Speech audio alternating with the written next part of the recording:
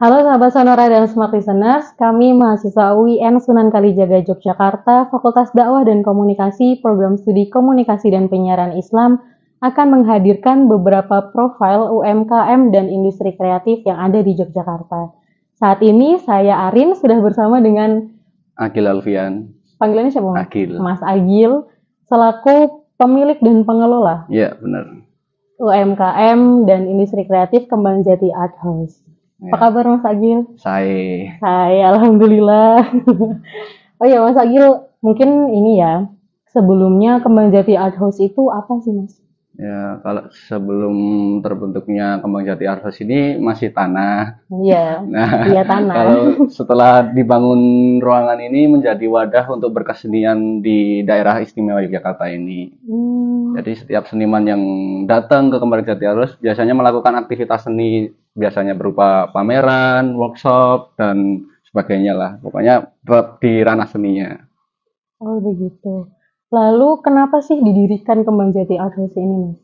Ya, kalau pas zaman dahulu itu minimnya ruang pamer sih sebenarnya. Ruang pamer di daerah Jogja itu minimnya dikelola itu sedikit banget Mas ya. Nah, akhirnya dari beberapa seniman itu mencetuskan ada pelopor-pelopornya itu kayak Pak Ekwan, Pak Nasirun, Jumaldi Alfi, dan dosen-dosen seni rupa lainnya itu menggagas agar terbentuknya ruang alternatif pameran ini. Mungkin bisa dijelaskan Mas lebih sejarah yang lebih panjang lagi?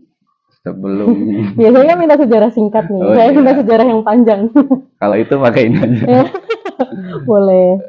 Aduh, berarti gini aja nggak apa-apa kan? Nggak apa-apa. Kalau berdirinya itu sejak tahun 2016. Kembang Jati itu berdiri membuka ruang untuk berkreasi ya. Berkesenian, seniman di daerah istimewa Yogyakarta ini khususnya nggak mengenal batas usia sih, malah lebih dari mulai anak-anak, dewasa, sampai yang udah sepuh aja udah bisa beraktivitas di sini juga. Itu mereka kadang ada yang pameran tunggal, pameran kelompok, ada yang dari melukis on the spot kita pameran di sini. Itu dimulai pamerannya itu dari 2015 sampai sekarang itu udah mulai berjalan lebih padat lagi sih. Berarti awalnya memang menyediakan wadah untuk para seniman Betul. memamerkan hasil karyanya ya. di sini. Terus kemarin kan saya ini sempat searching nih di sosial media. Ada nih dua Instagramnya, Kembang Jati Art House sama Kembang Jati Katalog. Iya, betul. Nah, di situ kan istilahnya menjual, menjajakan gitu kan. Iya, untuk Karya-karya, mempromosikan karya-karya mempromosikan yang karya-karya. Nah, itu tuh seniman-senimannya emang menitipkan atau Kembang Jati Art House yang menawarkan untuk ditawarkan, atau itu emang hasil dari orang-orang yang udah bergabung dalam Kembang Jati Art House? Kalau untuk karya-karya yang ada di Kembang Jati Art House ini adalah seperti mitra atau koleganya Kembang Jati sendiri sih, kayak rekan-rekannya. Jadi Kembang Jati itu nggak ada batasan itu tadi, batasan seniman. Jadi siapa aja pun bisa masuk. Misalkan mbaknya mau buat karya terus mau di pemasarannya di sini juga bisa. Jadi gitu. Tapi berarti nanti tetap hasil jualnya kembali ke seniman atau tetap kembali ke seniman. Oh, tetap Dan kembali ke seniman. kita itu hanya memberikan jembatan lah istilahnya, jembatan untuk memberikan dari seniman ke konsumennya sendiri itu. Oh begitu. Menarik juga ya ternyata. Lalu untuk kan tadi menyediakan wadah. Nah, tempat ini untuk teknis penyewaannya mungkin atau mungkin ada beberapa budget atau untuk penyewaan itu kami hitung malah lebih per event. Jadi kita itu bisa membuat pameran itu malah dipermudah aksesnya. Jadi bisa mbaknya datang ke tempat kita, terus wah aku pengen pameran dengan semangat yang ada. Nah itu yang diambil dari Kembang Jati itu adalah semangatnya itu, Kembang Jati memunculkan jati diri itu sendiri. Nah, dari 2016 sampai 2023 ini pameran terbesar apa sih?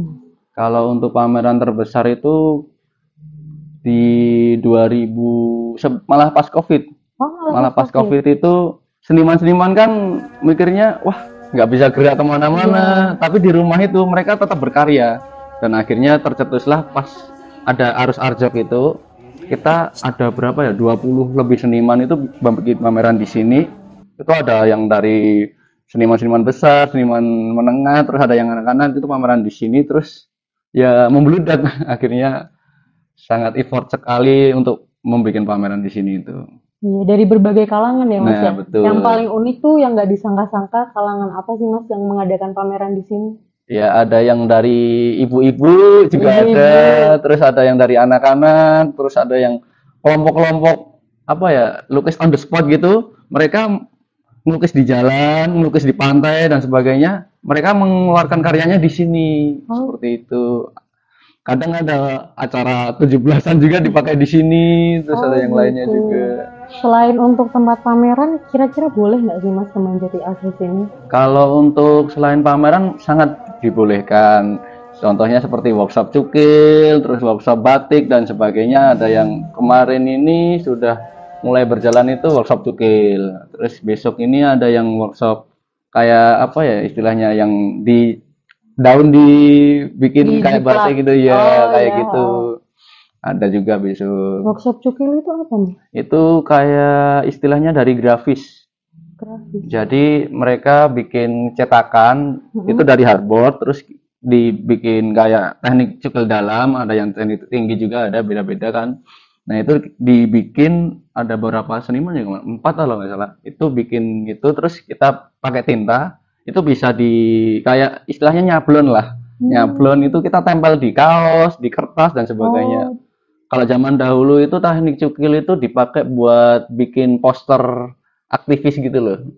Kayak gitu. Jadi teknik sablon manual gitu ya. Betul. Sebelum ada mesin. Sebelum ada mesin, pakainya masih tangan sama pisaunya.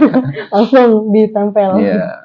Kemarin ini ya sahabat sonora dan smart listener, saya bertemu dengan Mas Agil ini di sebuah event di daerah Bantul, dan itu saya melihat yang dipromosikan, yang dipasarkan oleh Kembang Jati Art itu nggak cuma lukisan ya Mas? Iya benar, kerajinan. Kerajinannya yang saya tahu kan kerajinan cuma kayak dari gerabah gitu. Nah selain itu ada apa aja sih Mas? Selain lukisan dan gerabah mungkin? Kemarin itu ada yang pakai lilin juga kan, ada yang pakai lilin, terus dibikin cetakan, master cetakannya itu, kemudian dituangin lilin sama yang sumbunya itu kita bikin di sini, terus kita promosikan di sana. Ada juga yang workshop goni, kain goni itu kita potong, kita bentuk sebagai kayak miniatur manusia seperti itu. Gitu. Kalau untuk harga jualnya ini, Kembang Jati Art House bersepakat dengan seniman. Betul, atau itu dari harga itu langsung ke senimannya malahan. Jadi kita menyerahkan pure semua dari budget tadi itu, harga dan sebagainya, media juga itu dari senimannya langsung. Dan terkesan meringankan di kantong juga sih kalau langsung dari seniman. Soalnya emang dari produsen pertama gitu. Bener. Tangan-tangan selanjutnya. Nggak ada reseller. Iya. Nggak ada itu. Tapi ini nggak sih Mas, kalau misalkan biasanya kalau pameran-pameran seni gitu yang saya tahu ada kayak lelang-lelang gitu loh Mas. Nah kalau di Kembang Jati ini rencana itu di 2024 itu akan mengadakan bursa seni juga.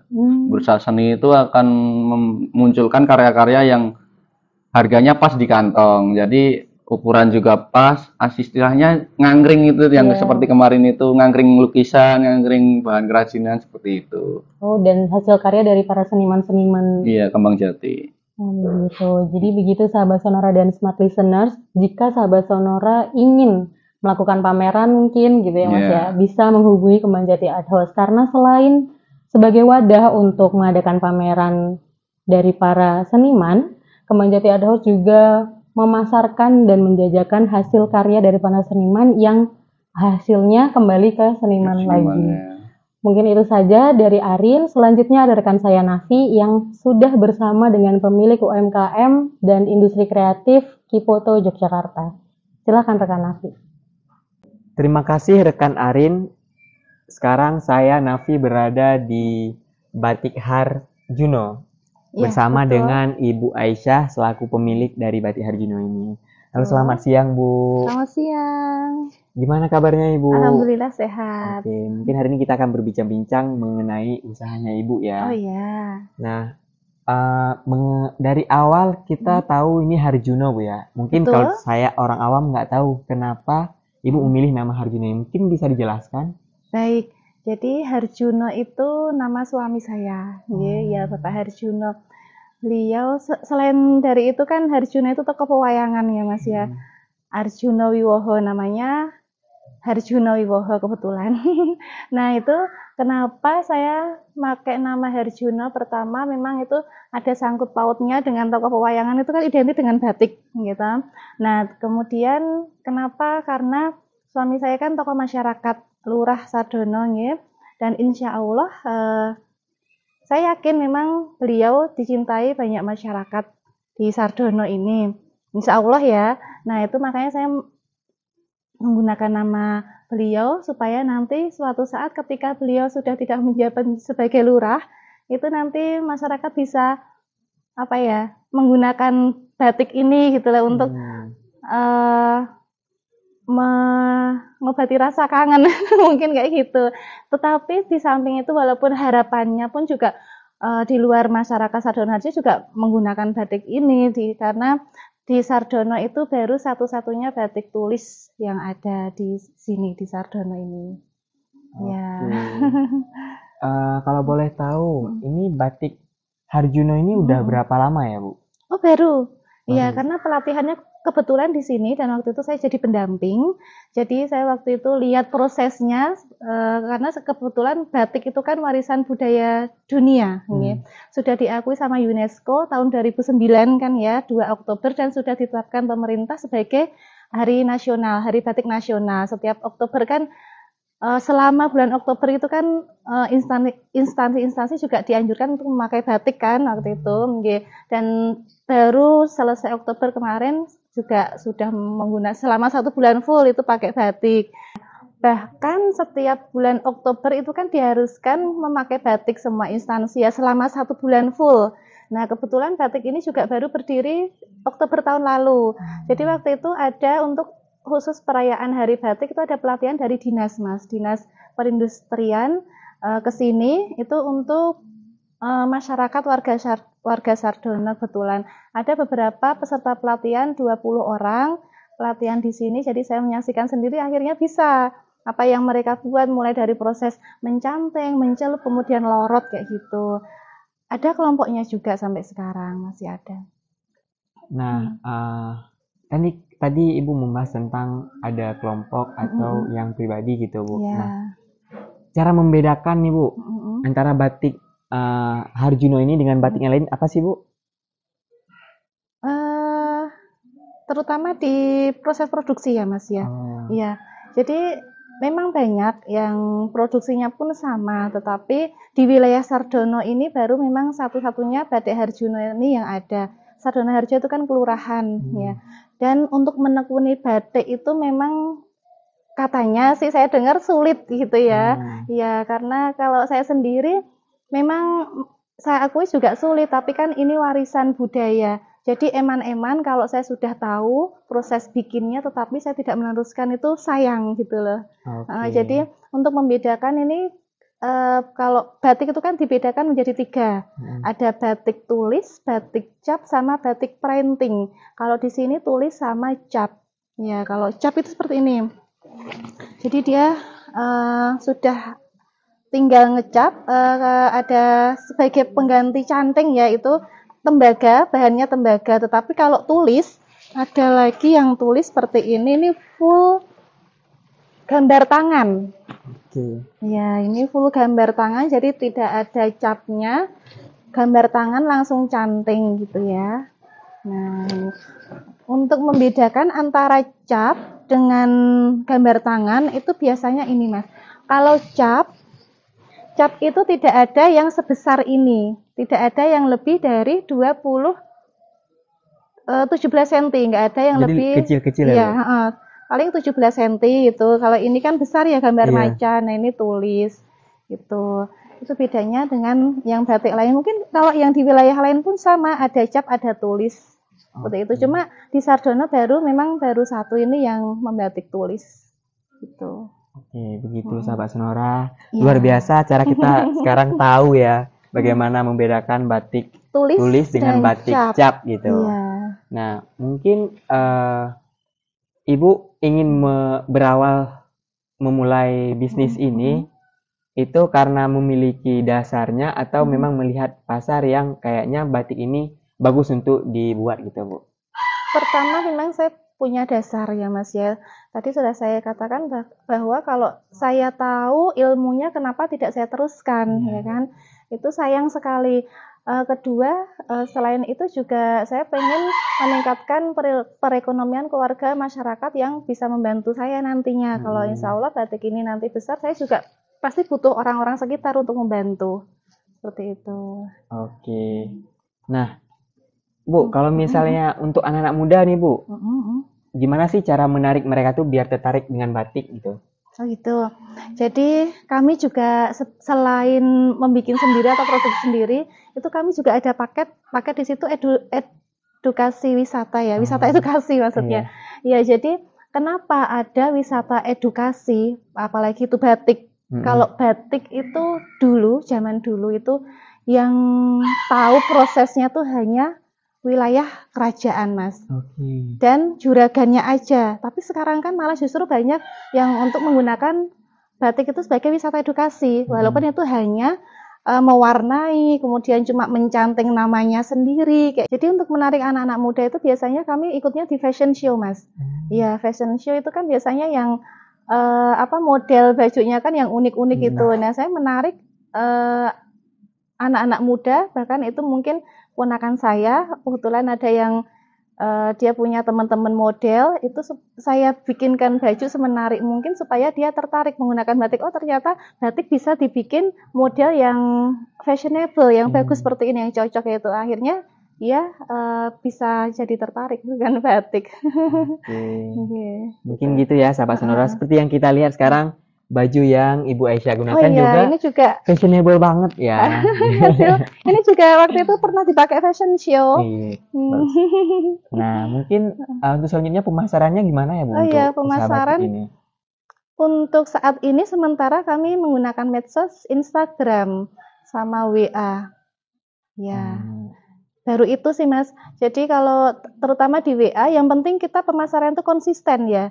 Jangan setengah-setengah, jadi kita posting, misalnya sekarang posting batik, besok posting makanan, jangan kayak gitu. Yang penting pemasaran itu konsisten. Apa yang jadi kemauan kita untuk berbisnis, yang penting kita konsisten posting batik, kita punya produksi batik ya kita postingnya batik terus. Kalau kita basicnya di makanan ya kita ininya makanan terus kayak itu. Yang penting saya konsisten aja posting, walaupun itu hanya WA, tetapi alhamdulillah malah justru peminatnya lebih banyak di WA karena yang udah kenal. Kalau Instagram kan enggak ya, itu menyeluruh ya. Gitu. Oke, mungkin begitu saja Bu perbincangan kita hari ini. Sahabat Sonora, luar biasa setelah kita mendengar penjelasan dari Bu Aisyah bagaimana dari usaha batik Harjuno ini dibangun, asal usul kenapa nama Harjuno dipakai, dari bagaimana anak muda juga harusnya bisa ikut tertarik dengan batik Harjuno ini gitu. Selanjutnya ada rekan Hani yang sudah berada di kompor seni bersama dengan pemiliknya. Kepada rekan silahkan. Terima kasih rekan saya Nafi. Baik sahabat Sonora dan juga Smart Listener. Sekarang saya sedang bersama Mbak Rati, salah satu anggota dari kompor seni ya kan Mbak? Oke Mbak, gimana kabarnya sebelum ke pertanyaan-pertanyaan selanjutnya? Kabarnya alhamdulillah baik, sehat. Terima kasih sudah jauh-jauh ke sini. Halo, apa kabar? Kabarnya baik juga kan? Iya Mbak, alhamdulillah baik banget. Oke Mbak, apa sih Mbak kompor seni itu sendiri?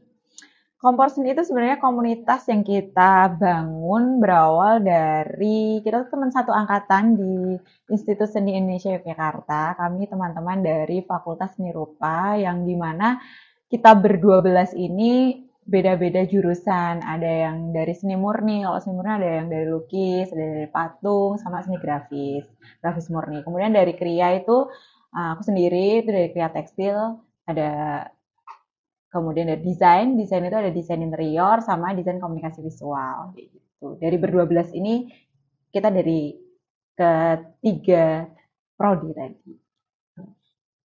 Kompor seni itu dibuat dari tahun berapa, Mbak? Kompor seni itu kita berdiri tahun 2017. Berawal dari kita reunian di acara buka bersama, kemudian kenapa sih kita cuma kumpul-kumpul gini, tapi kenapa kita nggak bikin acara atau kegiatan yang bermanfaat, yang maksudnya kita masih bisa untuk berkarya bersama, terus nge-lab bersama, workshop bersama kayak gitu. Akhirnya timbullah itu, dan pertama kali di tempat ini juga teman-teman kompor seni mulai menorehkan lilin di atas kainnya. Kita membatik bersama waktu itu. Kalau untuk anggota atau yang ikut itu dari teman-teman Mbak sendiri atau dari siapa? Maksudnya kayak yang ikut pertama membatik itu? Ya dari anggota kita semua. Ber-12 ini termasuk saya. Dulu ber-13. Kemudian salah satu dari teman kami ini 2018 ya, kalau nggak salah 2018 ya, dia mengundurkan diri karena pindah, tidak di Jogja lagi. Jadi sudah jauh banget, makanya kita tinggal ber-12. Dan sampai sekarang tahun ini kita konsisten bareng-bareng, event apapun kita jalan bareng gitu. Dari Kompas ini kan banyak tuh Mbak perseninya gitu. Nah, itu Mbak sendiri itu apa? Khususnya bidang seni apa? Kalau aku pribadi, aku itu di batik. Aku dari jurusannya kan tekstil. Concernku itu di batik. Nah, 2009 aku lulus kuliah, udah tua ya. Nah, itu aku udah mulai produksi sendiri dan membuat brand sendiri namanya Art Dewa Moda. Sampai sekarang alhamdulillah masih berjalan, bahkan kemarin pandemi tetap berjalan. Walaupun tidak sebesar sebelum pandemi ataupun sehabis pandemi orderan yang masuk, tapi tetap ada produksi dan tetap ada pemasukan lah gitu. Uangnya tetap muter gitu. Jadi kalau Kompas ini kan sering mendatangi event-event gitu ya Mbak. Nah, untuk cara tahu ada event itu gimana Mbak? Yang pertama jelas kita dapat info dari Dinas Kebudayaan, karena itu event-event itu yang selalu kita ikuti adalah event-event yang dibuat oleh Dinas Kebudayaan. Kita dapat dari teman kita juga yang mereka bekerja di instansi tersebut. Nah, gitu. Jadi infonya cepat sekali, kita langsung dapat. Terus biasanya kalau udah dapat info itu, salah satu teman kami atau ketuanya share di grup, gimana nih mau kita terima apa enggak, terus gimana nih kita mau masuk enggak, gitu. Biasanya seperti itu. Kita selalu konsultasikan dulu, kita bahas bareng.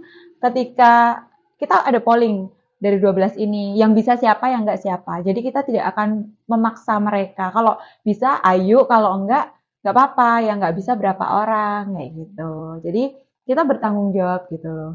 Dan kita pun ada laporan keuangan, kita ada pemasukan dari hasil penjualan produk yang kita buat.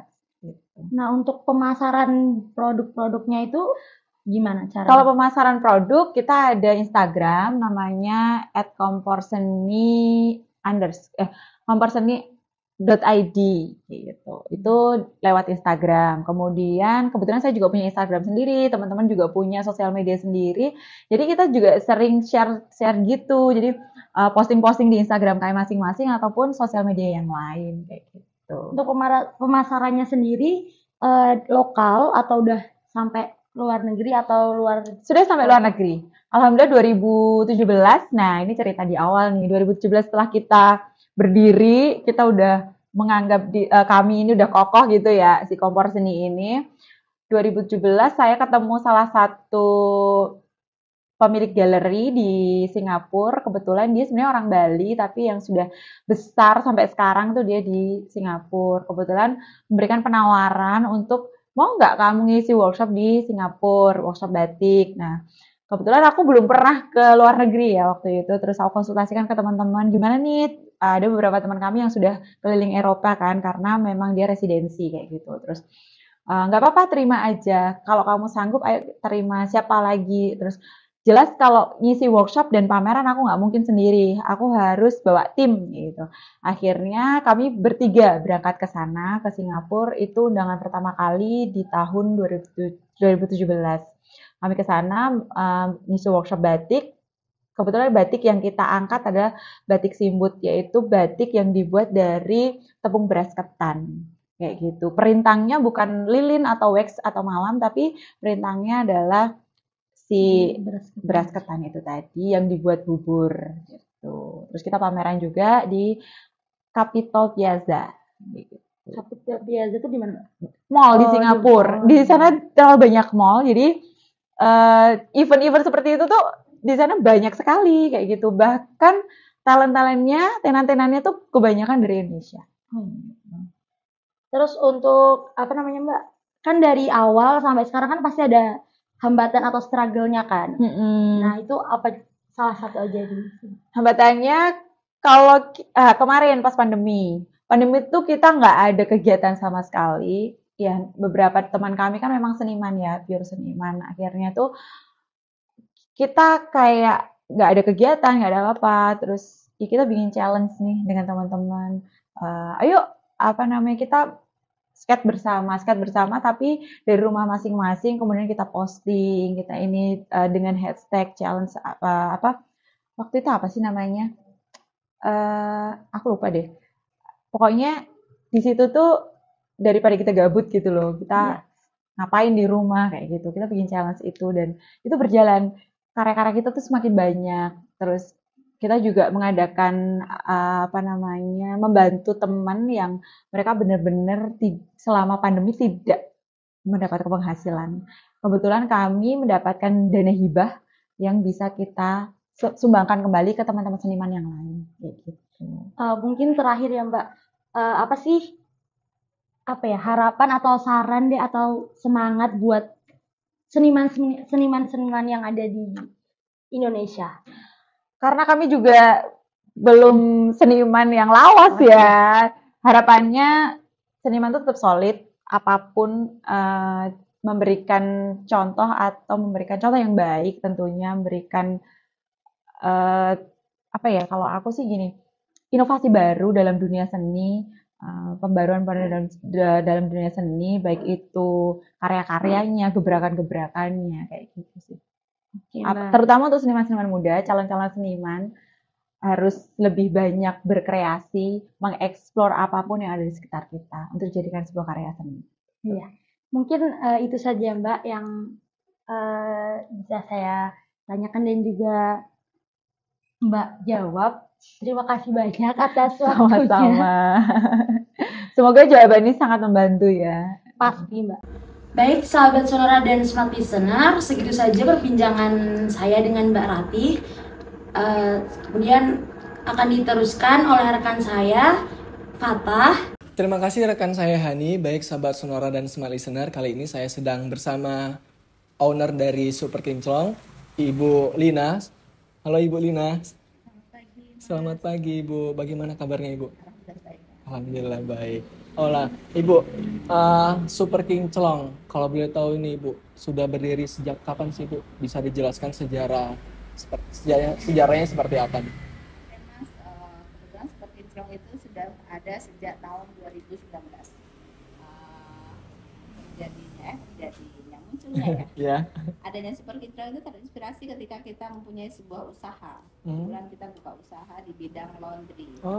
Ya, jadi kebetulan kita ada di area Pondok Pesantren Pandenaran yang kebetulan semua santri itu pastinya membutuhkan laundry. Iya benar.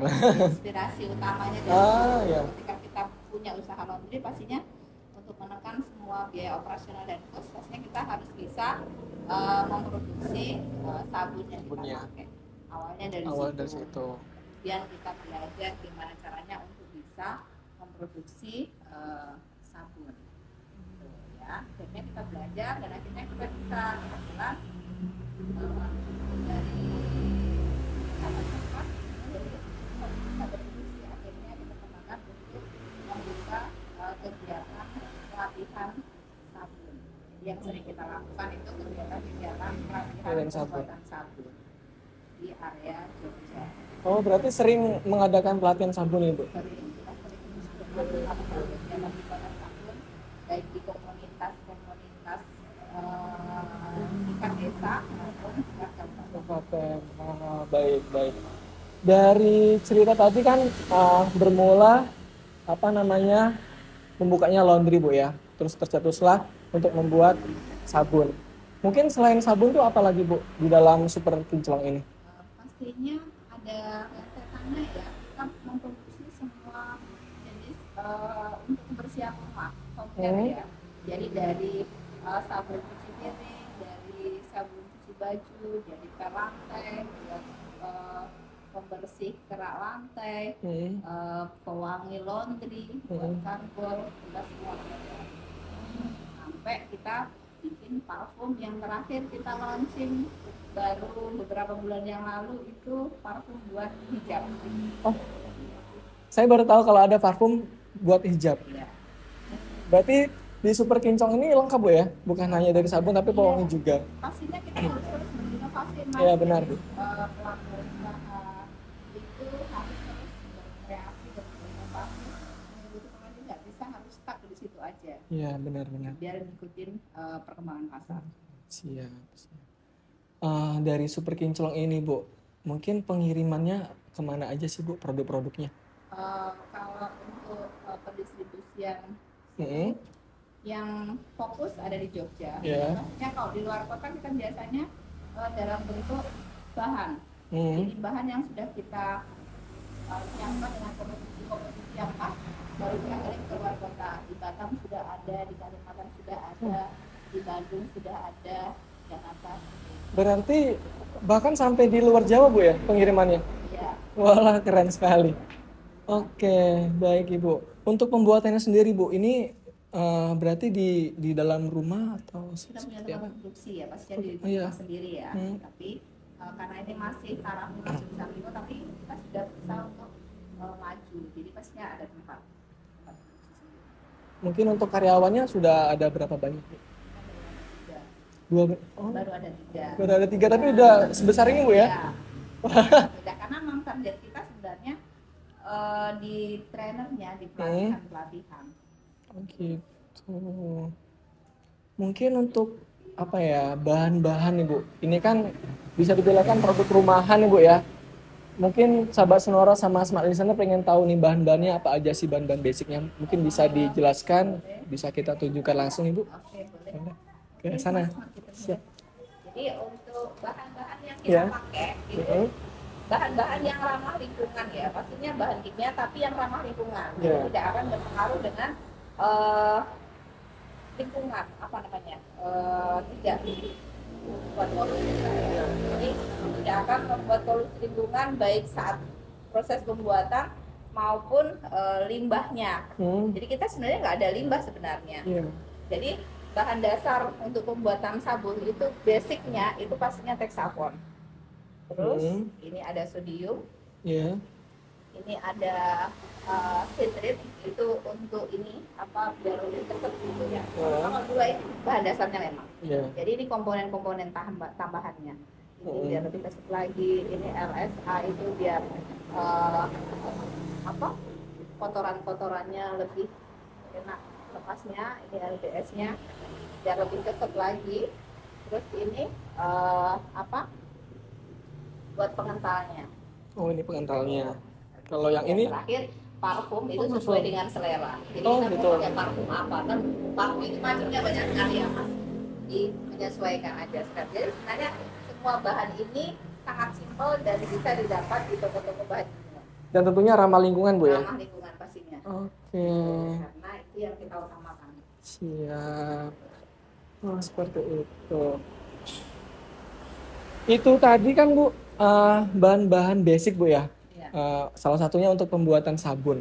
Kalau untuk parfum nih Bu? Kalau untuk parfum pastinya kita butuh metanol dan komposisi yang lain. Jadi gimana biar parfum itu biar lebih kuat, nanti kita tambahin komponen-komponen yang itu. Tapi pada dasarnya hanya metanol. Tergantung basicnya. Kalau pewangi laundry pastinya dari metanol. Kalau mau pakai trika berarti butter base ya. Jadi basicnya dari air. Gitu aja sih. Oke, baik sahabat Sonora dan Smart Listener. Mungkin itu saja Ibu yang bisa saya tanyakan terkait dengan Super Kinclong tersebut. Buat sahabat Sonora, itu tadi perbincangan kita bersama Ibu Lina selaku owner dari Super Kinclong. Baik sahabat Sonora dan Smart Listener, itu tadi perbincangan kita bersama owner dari Super Kinclong bersama Ibu Lina. Terima kasih Ibu Lina atas waktunya. Terima kasih Mas Fatah. Semoga terus berkembang. Oke, baik sahabat Sonora dan Smart Listener. Setelah ini ada rekan saya, Igza, yang sedang bersama owner Aisyah Crab. Dipersilakan. Terima kasih rekan Fatah, Sobat Sonora dan Smart Listener. Saat ini saya Igza sedang berada di Aisyah Crab bersama Mbak Yanti. Iya. Selamat pagi Mbak Yanti. Pagi.